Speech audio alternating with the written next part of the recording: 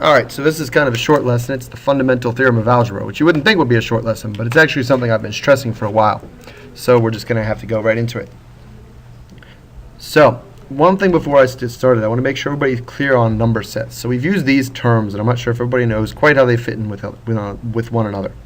So we have rational numbers, imaginary numbers, real numbers, irrational numbers, and complex numbers. We've kind of used some of them interchangeably and some of them not.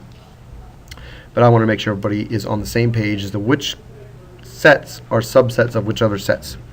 So rational numbers are numbers that you can write as a fraction. So they're decimals, the end, or they're fractions, or they're whole numbers. And those, all the rational numbers are real numbers. The irrational numbers are numbers that you cannot write as a fraction, like pi or square root of 2. But all the irrational numbers are also real numbers. In turn, real numbers are a subset of complex numbers. A complex number has a real part and an imaginary part, so if the imaginary part is 0, then what you have is a real number.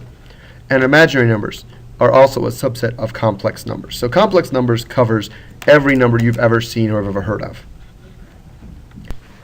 Because those number sets come up when we talk about the fundamental theorem of algebra. So if Px is a polynomial with degree n minus 1, which basically means it's not a constant, it's a polynomial, and it has complex coefficients, so you don't have variables stacked on top of variables because of coefficients, just numbers as coefficients. Then if I set it equal to 0, p of x equals 0, that means there's at least one complex root. Now that's not incredibly interesting. What's more interesting is the corollary of that. Because we can break every polynomial down into factors of other polynomials, that means that if you include imaginary and multiple roots, an nth degree polynomial has exactly n roots. And the related polynomial function, meaning if you have p of x, has exactly n zeros, which basically means the same thing. So it's the same thing twice. Nth degree, n roots. So here's the kind of problem you're going to see that's going to focus on the fundamental theorem of algebra. So here's how you'd use the fundamental theorem of algebra. So this is the type of problem you're going to see. For the equation x to the third plus 2x squared minus 4x minus 6 equals 0, find the number of complex roots, the possible number of real roots, and the possible rational roots. So it asks three things. The number of complex roots, that's 1. The possible number of real roots, that's 2. The possible rational roots, that's 3. And that's it. Okay, so we're going to solve each one of those three things. So first, the number of complex roots. You're noticing it doesn't ask me to find what the complex roots are, just how many are there. So the degree of this polynomial, since the biggest one's x to the third, is 3, which means that the number of complex roots is 3. That's it. That's all you got to do for the first part. I'm done. It's really easy. The second question asked me is the possible number of real roots. Now this one's a little trickier because I can't answer it directly.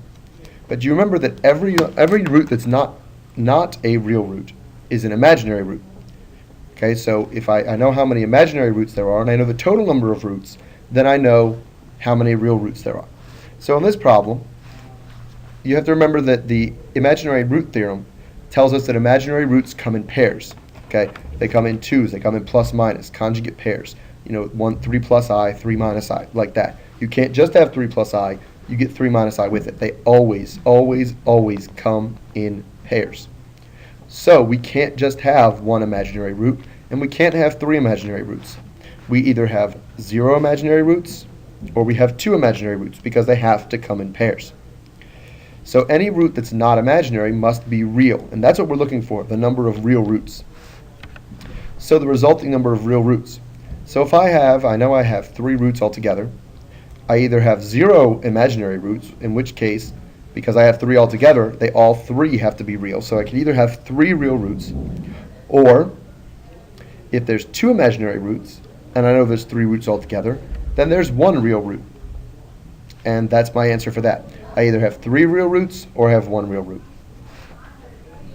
To finish up, I need to find the possible, I'm sorry, I did this already too. I need to find the possible rational roots. And from this we're doing last lesson, we're doing the rational root theorem. Now this isn't the number, this is the possibilities. So I put the factors of -6, which are plus or minus 1, plus or minus 2, plus or minus 3, plus or minus 6, divided by the factors of plus 1, which is plus or minus 1. And I have to divide every possible numerator by every possible denominator. So in this case, it's plus or minus 1, plus or minus 2, plus or minus 3, plus or minus 6. That's exactly from last lesson. So I do those 3 things, I've answered all 3 parts of the question. The other type of problem you're going to see is it'll ask you to find the zeros of a polynomial function. So that's going to look something like this. All you have to do in this one is set the function equal to 0, and then do the exact same thing we did in lesson 4.6. We already went over how to solve it once you have an equation where the polynomial equals 0. So go back to 4.6 if you don't remember how to do that. Your homework, it's page 82, 7 to 21 odd. I hope everybody has a great break, and I'll see you next class.